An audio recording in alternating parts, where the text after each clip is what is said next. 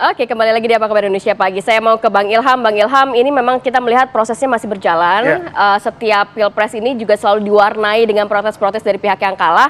Tapi kita ingin di pemilu ini memang pemilu yang berkualitas. Apa mungkin catatan yang perlu diperhatikan juga, Bang? Ya, saya kira nanti proses persidangan di Mahkamah Konstitusi harus membuka semuanya ya, membuka tentang misalnya apa yang disampaikan oleh termohon itu dikulik lah, diselidiki lebih dalam. Kemudian juga KPU juga harus memberikan statement-statement yang memperkuat bahwa kemudian apa yang dilakukan adalah sudah benar, menetapkan Prabowo dan Gibran itu sudah benar dan tidak ada yang salah. Nah, ini nanti kita lihat bagaimana dialektika persidangannya itu seperti apa, dan nanti biasanya ada fenomena yang kita tidak tahu yang terungkap lah gitu ya. Nah, itu biasanya dari saksi itu biasanya. Ya, dari saksi, kemudian juga dari saksi fakta, saksi ahli, dan banyak sekali yang terjadi. Ini akan menarik dan menambah sebetulnya kasanah diskusi kita tentang pemilu, gitu ya. Nah, ini baiklah untuk pengembangan demokrasi kita, tapi selama kemudian prosesnya terbuka, transparan, dan juga nanti para hakim betul-betul mempertimbangkan hasil dari persidangan tersebut, seperti itu. Ya, oke. Bang Ilham, saksi, bicara soal saksi ini, ada nggak pengalaman Anda dulu ketika Anda menghadirkan saksi juga? Iya, tentu kan akan dicecar ya oleh pemohon dalam hal ini begitu. Nah, memang apa sih karakteristik pemilihan saksi ini begitu ibaratnya?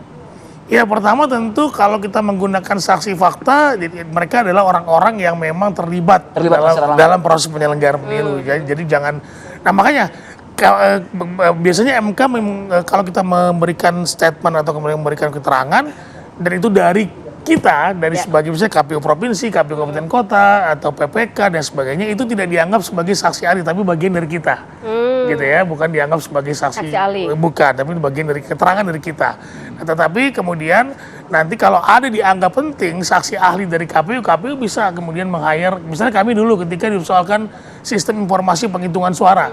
Nah, kami meng-hire atau kemudian sekarang Sirekapnya lah gitu ya. Ya, Sirekapnya sekarang lah. Nah, kami meminta kepada tim dari ITB untuk kemudian memberikan statement yang menguntungkan kami terkait dengan sistem informasi penghitungan ini, misalnya seperti itu. Nah, jadi memang tergantung dari lawyer dan permintaan KPU, kira-kira nanti siapa saja atau faktor apa saja yang bisa memperkuat keterangan KPU dari saksi-saksi ini. Tapi waktu 2 minggu untuk pilpres ini kan tidaklah mudah ya kalau misalnya. Sangat sempit kayaknya ya waktunya ya. Tapi Anda yang pernah ada di gedung itu apa yang Anda rasakan 2 minggu? Ya, capek, apalagi waktu itu lagi puasa ya. Waktu itu lagi puasa ya, dan memang kita perlu betul-betul tercurah pikiran kita ke situ, dan juga bicara soal penyiapan bukti-bukti dari 34 provinsi kami zaman itu waktu itu ya. Kemudian tergantung dari permohonan dari pemohon, dia memohonkan itu di daerah mana saja misalnya saja. Nah, itu kita harus siapkan. Apakah ada yang betul-betul spesifik pada daerah tertentu? Nah, itu kita harus siapkan. Kita panggil lebih dari 50% provinsi misalnya. Betul. Kita panggil KPU provinsinya, KPU kabupaten kotanya, belum lagi nanti pileg lagi yang begitu banyak. Nah, tentu ini harus KPU harus betul-betul mempersiapkannya dengan matang. Oke, baik. Bang Ilham Saputra, terima kasih atas waktunya. Terima kasih banyak, Bang Ilham. Sehat selalu. Dan juga Mas Fajar Laksono.